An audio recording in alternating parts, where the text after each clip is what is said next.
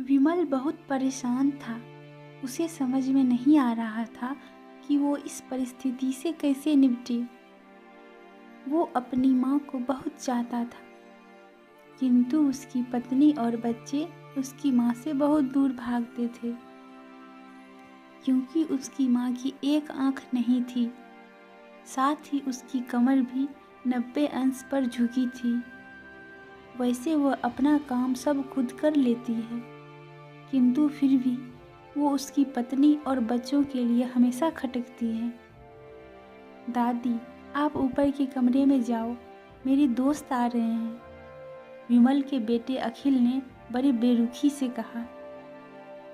पर बेटा, मैं तो यहाँ बहुत दूर बैठी हूँ, विमल की माँ ने बहुत प्यार से कहा।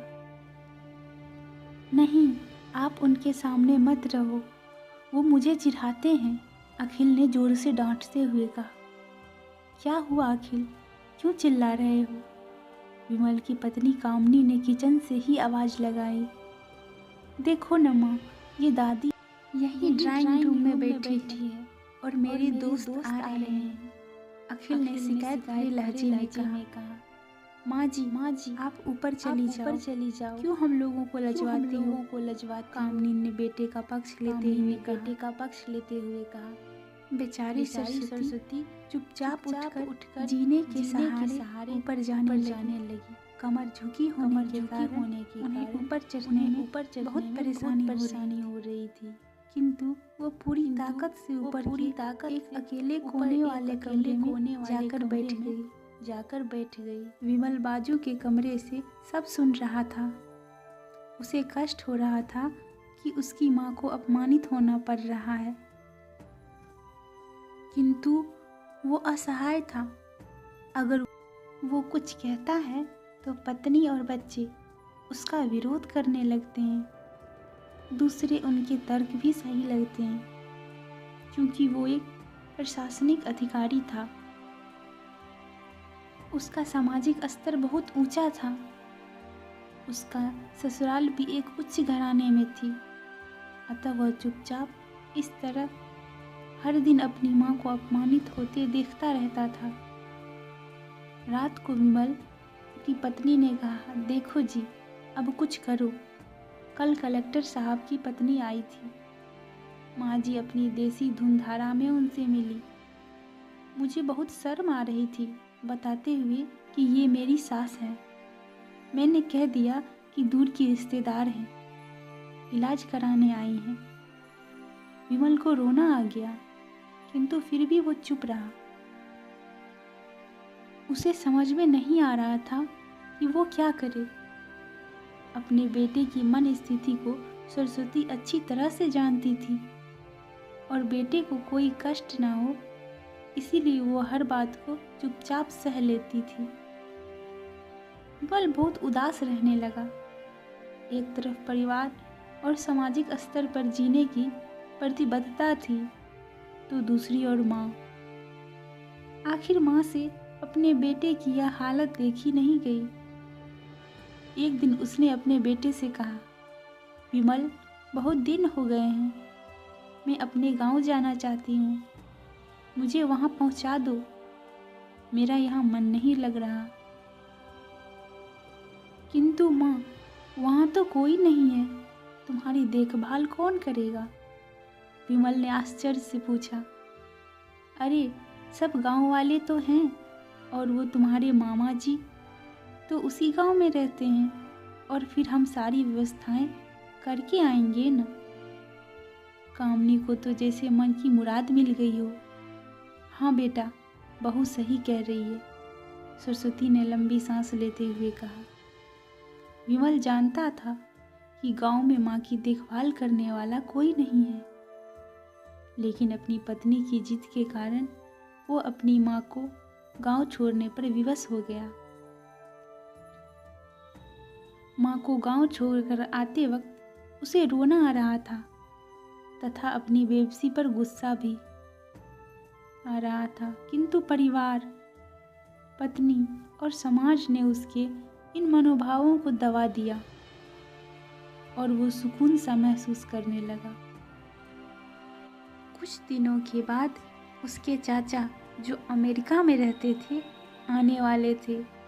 जब विमल बहुत छोटा था तो उसके पिता जीवित थे, तब वो भारत आए थे और उसके बाद वो अब भारत आने वाले थे।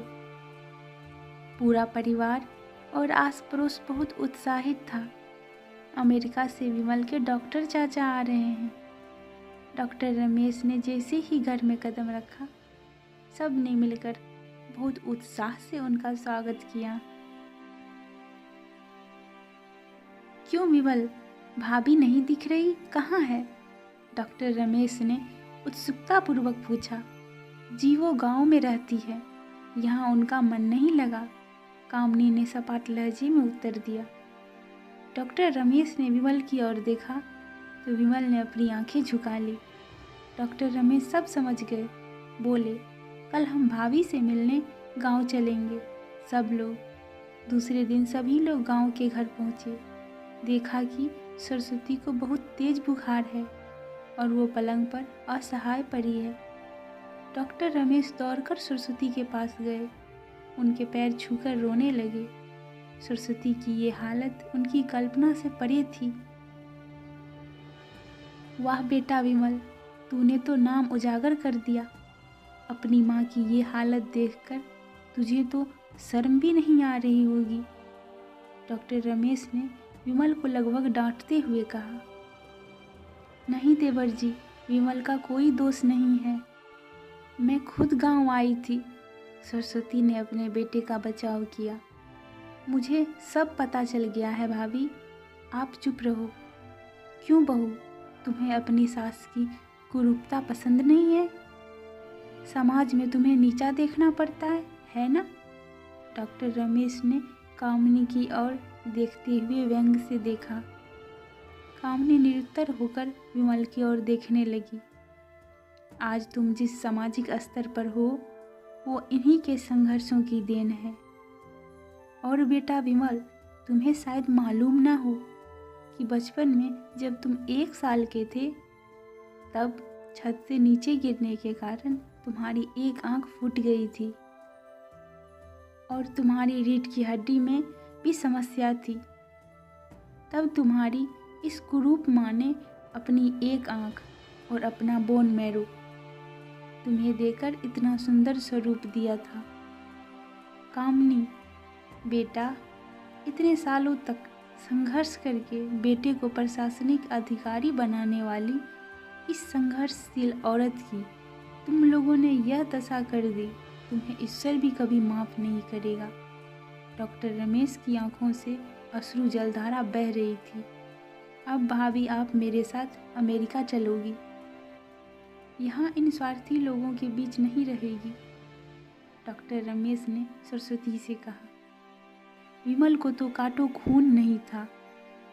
डॉक्टर रमेश, जो उसके चाचा थे, उन्होंने जो राज बताया, उसके बाद तो विमल को यही लग रहा था कि उससे ज़्यादा पापी संसार में कोई नहीं और कोई है ही नहीं।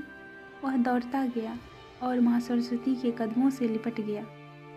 माँ, मेरा अपराध अक्षम्य है, मैं जानबूझकर चुप्पी साधे रहा, आपका अपमान करवाता रहा। अब सिर्फ आप ही उस घर में मेरे साथ रहेंगी और कोई नहीं। विमल ने अज्ञान दृष्टि से अपनी पत्नी की ओर देखा, बच्चों को देखा। कामनी को भी बहुत पश्चाताप हो रहा था, किंतु उसकी हिम्मत नहीं हो रही थी कि वो सरस्वती से आंख मिलाए। सरस्वती ने कामनी की मन स्थिति को समझकर उसको पुचकारते हुए अपने पास बुलाया और विमल को डांटते हुए कहा, खबरदार, जो मेरी बहू को मुझसे अलग करने की कोशिश की तो तुझे ही घर से निकाल दूंगी।